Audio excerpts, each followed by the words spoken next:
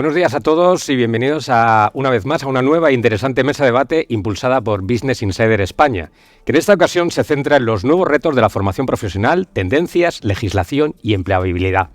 Hace ya mucho tiempo que un servidor salió del colegio y también de la universidad, pero recuerdo perfectamente los estereotipos que reinaban por aquel entonces. Estoy hablando de mediados de los años 90. También recuerdo que en el último curso de bachillerato vino a visitarnos al colegio un representante de la Academia Alemana de Economía, una escuela de formación profesional dual, concepto que por aquel entonces nos sonaba a chino. Y fruto de esos estereotipos infundados, también esa opción fue desechada por los alumnos, incluido un servidor. Lo cierto es que a día de hoy hay un exceso de graduados universitarios en España y muchos de ellos en paro o subempleados, pero en cambio hacen falta profesionales titulados en FP.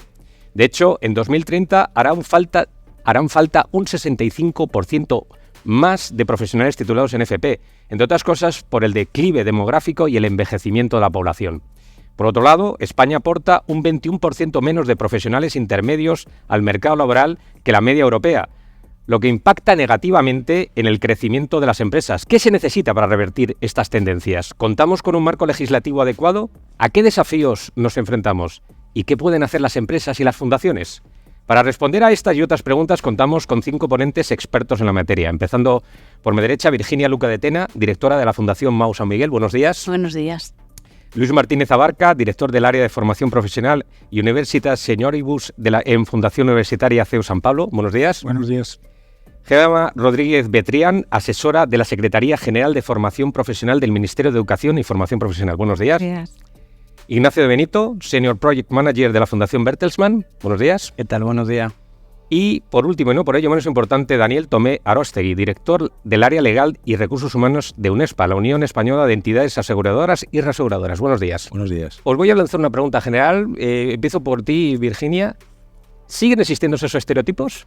Algún estereotipo todavía hay, pero como antes decías, ¿no? Hemos avanzado muchísimo.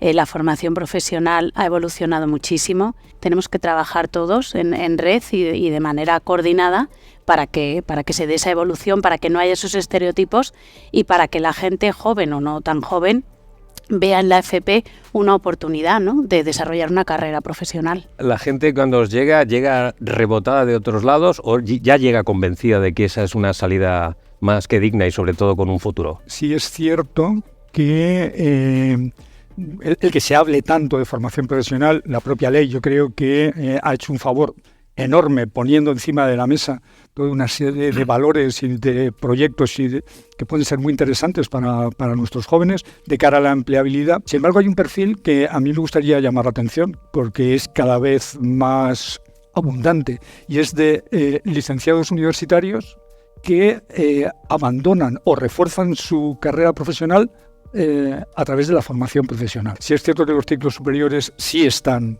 mucho más visibles, los ciclos medios nos está costando mucho más, ¿no?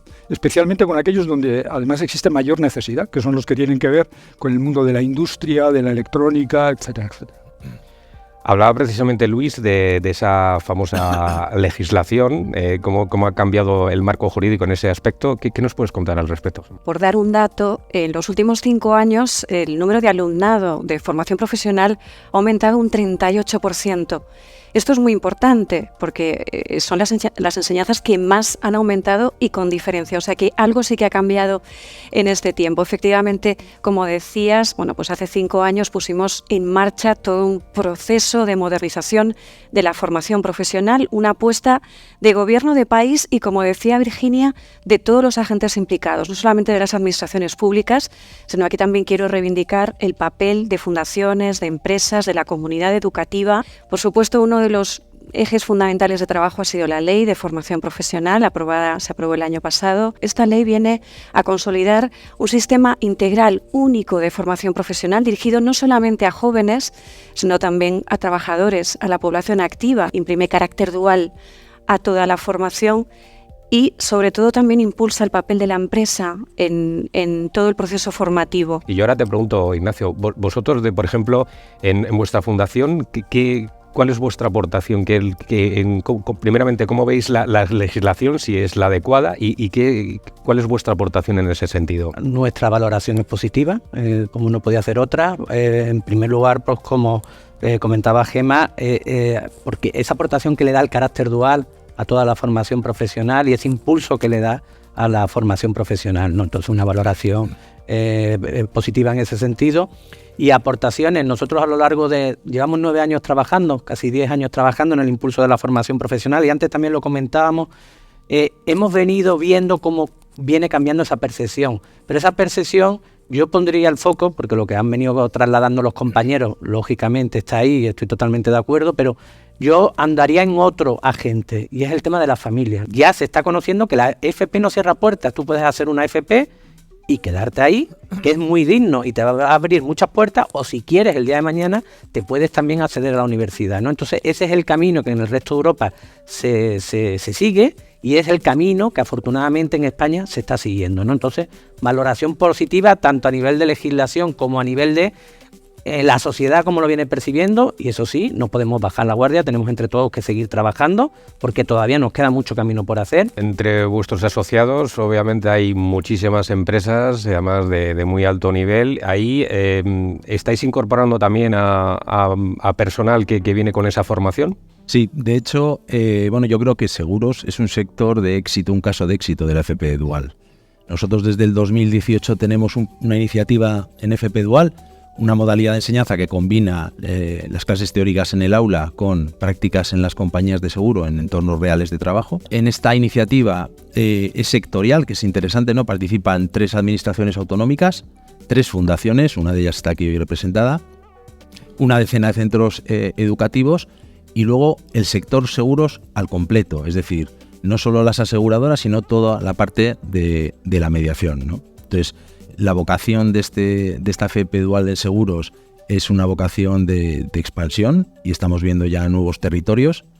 Se enmarca dentro del ciclo formativo grado superior de Administración y Finanzas, con 2 módulos de especialización en seguros, más luego otro módulo de 30 horas de digitalización. Actualmente, este año hemos tenido 400 alumnos, participaban, que es un 47% más que el anterior. Estamos muy contentos y, por supuesto, atrayendo talento al sector asegurador, ¿no? Porque necesitamos esos perfiles técnicos, y estos son los empleados del futuro del sector.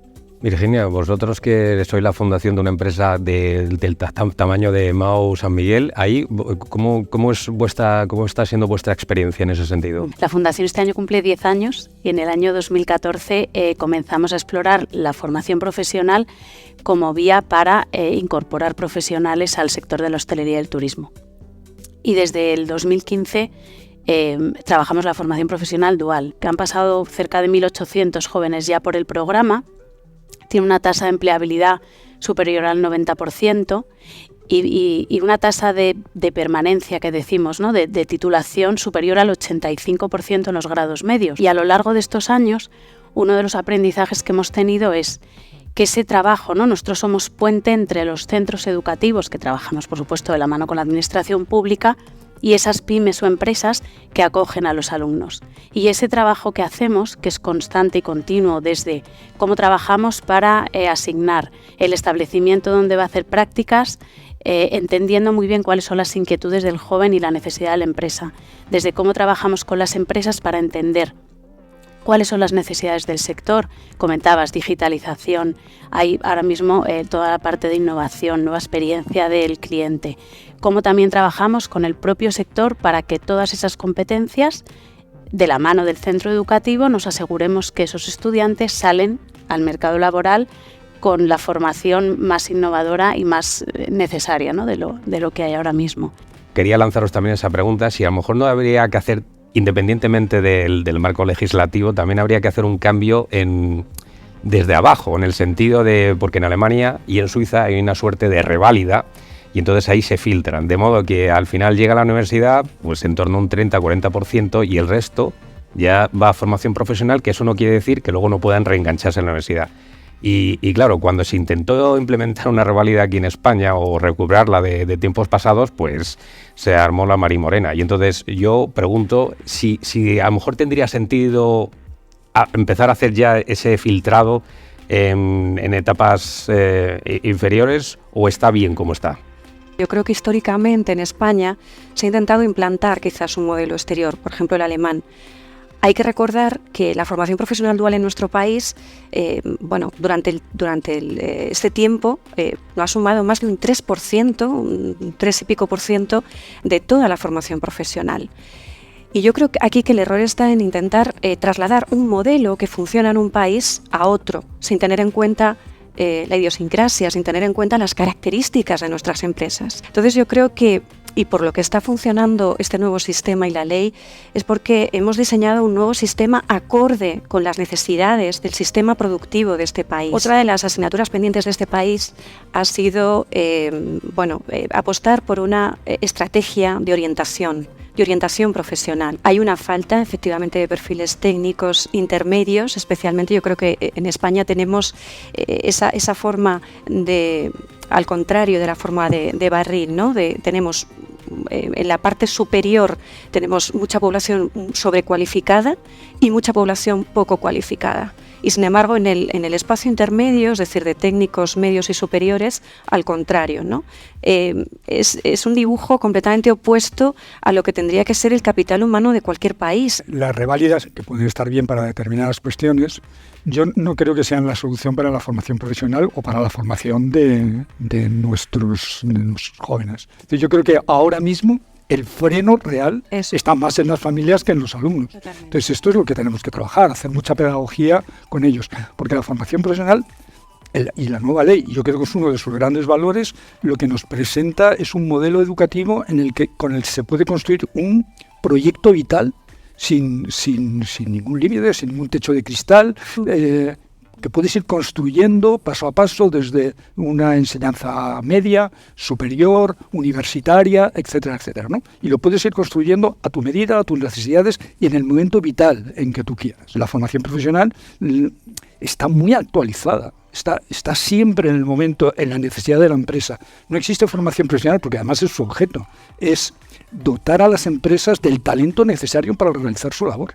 Tanto empieza en la empresa, la acompaña en la empresa, y eso es la dualización, para terminar en la propia empresa. Estabas comentando precisamente la pedagogía, ¿no? La labor de pedagogía que es tan necesaria y sobre todo con las familias, ¿no? Sí. Entonces, ¿qué ventajas a tu juicio presenta la formación profesional hoy en día, tal y como está planteada en España, con respecto a un grado universitario? Y muchas veces lo que nos estamos encontrando es que estudiantes universitarios están realizando tareas que son propias de ciclos medios o de ciclos superiores. Y entonces esto lo que está generando es un desajuste muy grande en la formación del país, que es un despilfarro, por un lado, y además genera frustración en ellos, ¿no? Porque yo me he preparado pero resulta que estoy haciendo otra cosa, ¿no? Claro.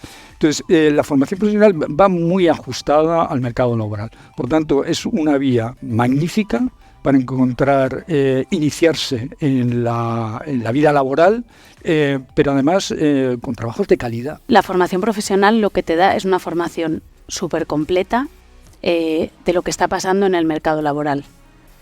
Y más aún con todo el tema de la dual. Es decir, tú adquieres un montón de competencias, que es lo que el mercado necesita, y por lo tanto, por eso las tasas de empleabilidad al final son tan altas. Una formación que al final se adapta a lo que necesita el mercado, te da, como decíais, ¿no? Y ahora es un sistema muy flexible. Puedes ir haciendo, puedes ir aprendiendo, luego puedes trabajar, puedes volverte, puedes especializar, y eso al final, pues, pero sí que creo que ahí es muy importante, como comentabais, la orientación. Yo creo que esa es una pata fundamental, porque al final también cuando uno ve un universo tan amplio y tan grande con tantas posibilidades, dices, ¿y por dónde voy? ¿Y dónde se puede encontrar precisamente esa orientación? Es decir, es una labor que tienen que hacer las administraciones públicas, la tienen que hacer las propias empresas, la tienen que hacer las fundaciones, los centros educativos. Es una labor de todos los agentes, es decir, no podemos hacer responsable, eso es como la educación de nuestros hijos. No podemos hacer responsable al profesorado de que eduquen a nuestros hijos, o no podemos nosotros pensar en una labor de todos los agentes, ¿no? Pero por ir, lógicamente, se tienen que desarrollar leyes, se tienen que hacer actuaciones, pero por ejemplo nosotros desde la Fundación Bertelsmann, en colaboración también conjuntamente con la Fundación CaixaBank Dualiza, estamos haciendo un proyecto en el que estamos trabajando con los orientadores para que conozcan y profundicen más en la formación profesional dual. Nosotros tenemos esa función desde UNESPA, desde luego, de difusión de la formación profesional dual en seguros, pero también se mete el tema de los centros educativos, el saber trasladar en qué consiste esta FP dual en seguros. Tenemos un webinar para las empresas, pero tenemos un webinar para alumnos y familias.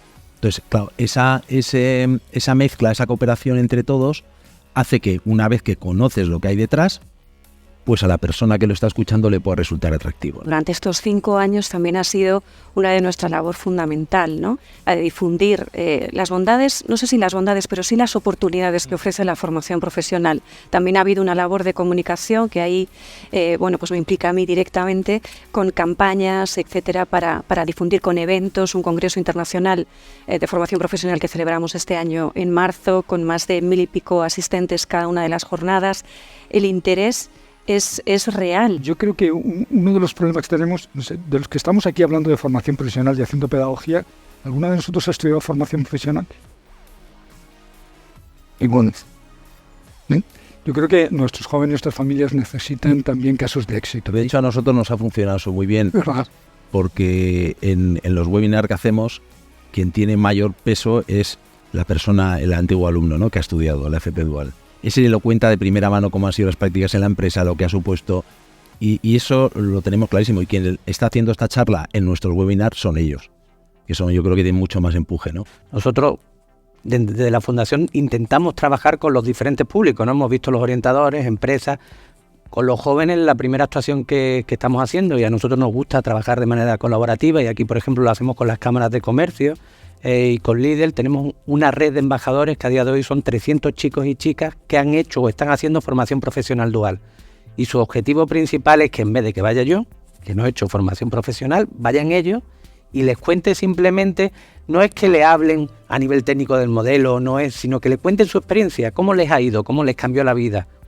Entonces se dedican a ir a colegios, ferias, medios de comunicación, etcétera, y hacer todo tipo de actividades, pero simplemente de divulgación, sensibilización, con el mismo objetivo que decía antes. No es convencer a nadie, es simplemente informar, que conozcan una modalidad, y a partir de ahí cada uno, después en nuestra vida, tomamos las decisiones que vemos oportunas. Solo por reforzar, en línea con esto, además en los programas, los que han sido, o sea, los antiguos alumnos, muchos de ellos ahora son tutores de empresa de los nuevos que llegan. Nos estamos refiriendo sobre todo a las nuevas generaciones, ¿no?, cuando tengan que elegir a qué dedicarse en el futuro, pero estoy pensando que mucha gente que a lo mejor ha perdido el empleo por cualquier otra circunstancia, alguien con 40, 50 años, también tiene sentido, ¿no?, que se suba al tren de la formación profesional, porque da la sensación de que todo es para las nuevas generaciones, pero es una manera también de modernizarse, de actualizarse, quiero decir. Lo importante es que esa formación está al servicio de las personas para que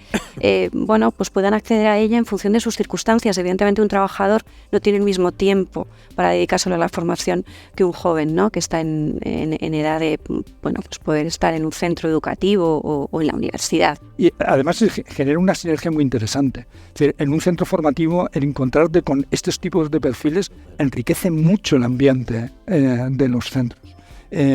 Mezclar adultos con jóvenes, el trasladar esas experiencias o esos lenguajes, ¿no?, que también es muy curioso. Yo creo que eso tiene que ver mucho además con la nueva ley, cómo se flexibiliza, y es muy breve. Después de la pandemia, o a lo largo de la pandemia, estuvimos trabajando mucho, porque al final la hostelería era un sector que en ese momento, pues la empleabilidad complicada. Lo que identificamos fue que había muchísimas personas jóvenes y no tan jóvenes, ¿no? Os hablo de que no tenían formación específica, no habían tenido formación específica en hostelería, pero llevaban muchos años trabajando. ¿Qué ocurre? Todas esas personas, su vuelta al mercado laboral iba a ser mucho más complicada por no tener esa formación previa y tener una experiencia, pero que tampoco todavía habían acreditado. Trabajamos con las escuelas de hostelería, con los centros educativos, en acciones concretas para esos perfiles, ¿no? Y lo dirigíamos mucho a los jóvenes porque es el foco de la fundación, ¿no?, jóvenes hasta los 30 años. Y lo que nos encontramos es que el perfil que nos llegaba eran personas de 35, 40, 45. Entonces ahí es cuando te das cuenta que claro que es una necesidad. Hay cifras que a lo mejor no están relacionadas con esto, pero el paro juvenil en España es de los mayores de Europa. Entonces, no termino de ver, y me falta información, cómo se puede dar esa circunstancia. Yo creo que ese desajuste en el caso español viene precisamente de que efectivamente vamos con cierto retraso en formación profesional. Es verdad que estamos haciendo los deberes, y estamos corriendo todo lo posible, pero quizás porque, bueno, en el pasado, evidentemente, salvo entidades, fundaciones como Fundación Bertelsmann, con la que trabajamos, y también desde aquí les felicito por el trabajo que llevan casi una década haciendo por la formación profesional, no había habido una apuesta de gobierno por la formación profesional de verdad tan sólida como la actual. O sea, necesitamos perfiles técnicos. El 65% de los perfiles profesionales de aquí a 2030 van a ser perfiles técnicos. Y ahora estamos por la mitad más o menos en España. Fíjate que tenemos que duplicar ese número de profesionales técnicos de grado medio y de grado superior. Claro que existe ese desajuste, pero bueno, estamos trabajando para reducir esa brecha lo antes posible. Al hilo de lo que tú trasladabas de ese mismatch entre la oferta y la demanda, ¿no? Que no solo de España, es a nivel europeo, para mí hay dos ejes aquí. Y son los dos proyectos que en la Fundación ahora mismo estamos trabajando, la orientación, que lo hemos estado comentando. Yo creo que hay un tema de orientación y por eso la ley también lo recoge. Lo que el carácter dual puede ayudar, simplemente ayudar, no, esto no es la varita mágica que venga, ojalá, a cambiar esas cifras de desempleo juvenil, pero si nos encontramos, por ejemplo, una necesidad de una empresa, al final la formación lógicamente es generalista, ¿no? Los títulos son generalistas, los títulos no se pueden ir adaptando al ritmo que el mercado laboral se va adaptando. Bueno, pues ahí la dual le da la oportunidad a los jóvenes o a los no tan jóvenes, como estábamos hablando, a que estén en contacto con la última maquinaria, se estén formando lo último de lo último. Yo creo que el marco es magnífico, pero necesitamos un recorrido y necesitamos también trabajar con las empresas y facilitarles este proceso. Es decir, hay que incentivar a estas pequeñas empresas para que puedan recoger este guante, que estoy convencido, porque tienen sus necesidades de talento, como hemos planteado. Es decir, que es que hay trabajo y sin embargo tenemos un paro enorme, ¿no? ¿Cómo es posible esto? Pues bueno, pues en parte puede estar aquí la cosa. Y a tu juicio, Luis, ¿qué es lo que...? Claro, estamos hablando de las capacidades económicas, que supongo que será el mayor de los frenos. ¿Y eso cómo se puede revertir? ¿Cómo pueden ser esos incentivos? Para una pequeña empresa, el tener que prescindir de manera temporal o unas horas de su, en principio debemos de pensar, a su mejor profesional para ocuparse de mentorizar al alumno de prácticas, que a veces es un alumno de prácticas que viene de ciclos medios y un poco rebotado y todavía con escasas habilidades profesionales, ¿no? Esta persona tiene que tener un incentivo, ¿no? La propia empresa que prescinde de este profesional de primer nivel o de lo mejor que tiene, necesita un incentivo para poderlo dedicar. La figura de los organismos intermedios que introduce la ley y el Real Decreto para trabajar agrupando esas pymes, esas pequeñas empresas que por supuesto no tienen la capacidad, tienen mucha capilaridad en cada territorio para poder llegar a esas pymes, para poder facilitar en la medida de lo posible que se suban al tren de la formación, porque sin duda va a ser imprescindible. Cada vez ellos lo tienen más claro, pero efectivamente falta esa capacidad, y sobre todo porque venimos de un 4% de origen a un 3 y pico %. Por complementarnos lo que estabais comentando y esas necesidades, nosotros en nuestro sector, en hostelería y turismo, precisamente las tenemos muy identificadas, ¿no? Muchas pymes donde desde el minuto cero les tienes que ayudar, les tienes que acompañar. ¿Qué vemos? Que es un sector donde además muchas veces las propias escuelas y centros educativos nos dicen la dual en hostelería, eso, vamos, impensable, ¿no? Y desde el 2015 trabajamos en red con 25 escuelas, tenemos a más de 300 pymes en el programa, y ahí también se genera un caldo muy interesante. Uno, porque se ven que no están solos, ¿no? Yo tengo una pyme, no tengo muchos recursos y ven en otros que se puede, y el que viene también nuevo dice, oye, pues a mí se me ocurren. Y a partir de ahí pues se genera un equipo de trabajo donde pues hoy es muy interesante, porque también nosotros vemos dificultades que está teniendo uno y vemos que otro también, y también los conectamos, ¿no? Oye, ¿cómo lo está solucionando? Yo creo que ese intercambio de buenas prácticas, de experiencias positivas, también es muy importante. Una de las preguntas es, oye, ¿qué se puede hacer para que las empresas vean esto atractivo? Habrá cosas que sean más difíciles de solucionar, ¿no? Pero lo que está claro es que lo que necesitan es que se les ponga fácil. Es decir, cualquier cosa que podamos hacer para ayudar. Al final, en resumen, yo me quedaría con que el gran reto es, en la nueva ley, esa incorporación, cómo lo hacemos para que la intensiva y la general, ese carácter dual, o sea, una realidad. Y al final, lo que se venía haciendo en los últimos años, o anteriormente sobre todo, de que todo recaía en manos del profesorado. El profesorado era el que tenía que buscar a las empresas, el que tenía que sensibilizar, Eso ha quedado un poco relegado, y lo que tenemos que trabajar, y desde la Fundación lo que defendemos, son los incentivos, en este caso indirectos. No tanto incentivos directos a tener que remunerar o subvencionar una empresa para que se incorpore a la dual, sino que tenemos que crear este ecosistema de la mano de los dinamizadores, de la mano de los organismos intermedios, de la mano del tutor externo, de la mano de una serie de apoyos que a las empresas les sirvan de utilidad, de herramienta y de donde apoyarse para implementar su proyecto de dual. Virginia, a modo de resumen, ¿qué desafíos ves tú que tenga la formación profesional dual?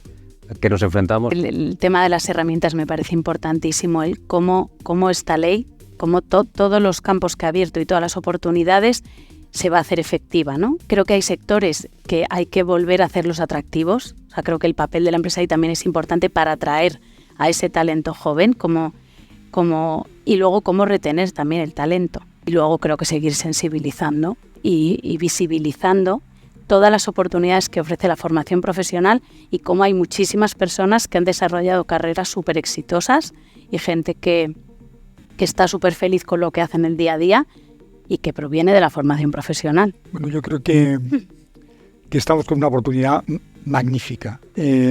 Por un lado, la realidad de las necesidades empresariales. Por otro lado, la ley, que yo creo que ha sido enormemente oportuna y ha puesto un marco muy interesante para poder trabajar. Para mí, desde el punto de vista de los centros de formación, me importa el alumno.